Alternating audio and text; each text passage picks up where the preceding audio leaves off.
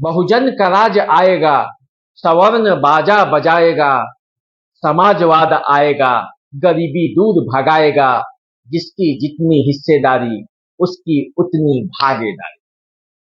सुनने में कितना अच्छा लग रहा है, मजा आ रहा है। कहा जा रहा है कि जातीय गणित का जो फॉर्मूला नीतीश कुमार ने अपने प्रयोगशाला से निकालकर आपके सामने फेंका है, उससे ओबीसी, ईबीसी, अति पिछड़ा, अनुसूचित जनजाति, अनुसूचित जाति और मुस्लिम समुदाय को बहुत फायदा होने वाला है। सवर्ण समाज राजनीति में पिछड़ जाएगा, वो हाशिए पर चला जाएगा। पर इसमें कितनी सच्चाई है, आज इसी पर चर्चा करने के लिए मैं आपके सामने हाजिर हूं। नमस्कार, देसी अड्डा पर आपका स्वागत है। मैं हूं राकेश तिवारी।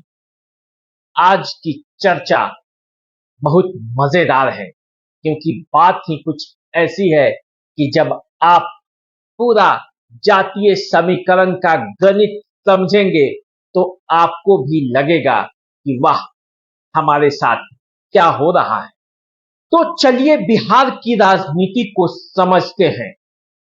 अब तक जो पिछले 30 सालों से बिहार की राजनीति है, उस पर थोड़ी सी चर्चा करते हैं।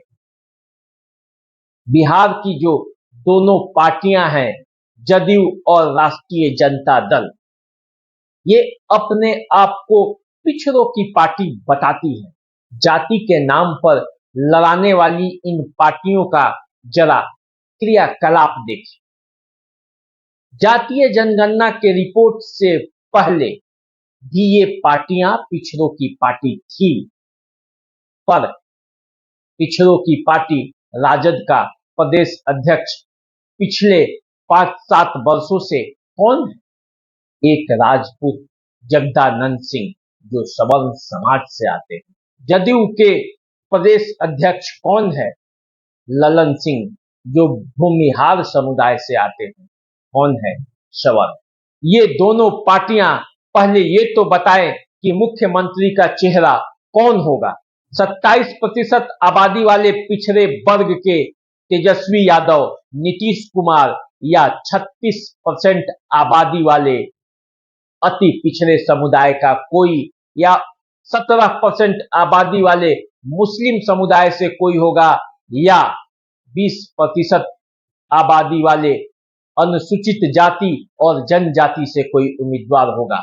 पहले ये तो बताएं, ये जातीय जनगणना, जातीय सर्वे का आंकड़ा पेश किया गया, वो दाव कहीं उल्टा न पड़ जाए, ये होने वाला दिख रहा है। पिछड़ों की अगुवाई करने वाले इन दोनों दलों के प्रदेश अध्यक्ष कौन है, ये तो आप जान गए। लेकिन जिसे कथित रूप से कहा जाता है कि ये सवर्ण समाज की अगुवाई करता है, यानी कि भाजपा, उसके प्रदेश अध्यक्ष कौन है? शकुनी चौधरी के पुत्र सम्राट चौधरी पिछड़े वर्ग से आते हैं। बिहार में ये क्या हो रहा है? अगली पार्टी जिसको कहा जाता है उसका प्रदेश अध्यक्ष पिछड़ा है, जिसे पिछड़ों का प्रतिनिधित्व करने वाली पार्टी कही जाती है, उसके प्रदेश अध्यक्ष सवर्ण समाज से। तो फिर राजनीति में बेवकूफ किसे बनाया जा रहा है, ये भी समझने की बात है। देश स्तर पर जो दलितों और ओबीसी की बात उठाते हैं राहुल गांधी, उनका प्रदेश अध्यक्ष भी अखिलेश प्रसाद सिंह हैं, जो भूमिहार जाति से आते हैं। तो इसका मतलब तो यही हुआ कि बिहार के अधिकांश पार्टियों के प्रदेश अध्यक्ष पद पर सवर्णों का कब्जा है। जातीय जनगणना के इस रिपोर्ट को दिखाकर जो हो हल्ला हो रहा है, आखिर उसका सच क्या है? क्या ये पता नहीं था कि सवर्ण जाति के मात्र 15% वोट ही बिहार में हैं? ये तो पहले से पता था। इन जातियों को न पहले आरक्षण मिलता था, न अब मिलना है। सत्ता में ये पहले से ही हाशिए पर थे और अब भी रहेंगे।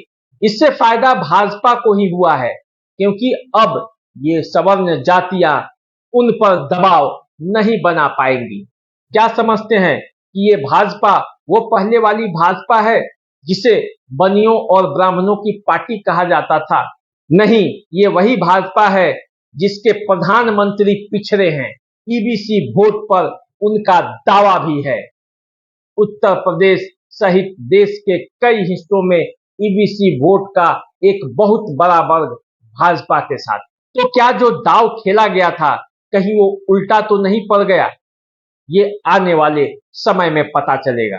इसी तरह अन्य जातीय जनगणना से जुड़े आंकड़ों का भी रिपोर्ट हम आपको देंगे और एनालिसिस करके आपको सही और सटीक जानकारी देंगे। आप हमारे साथ बने रहिए। नमस्कार।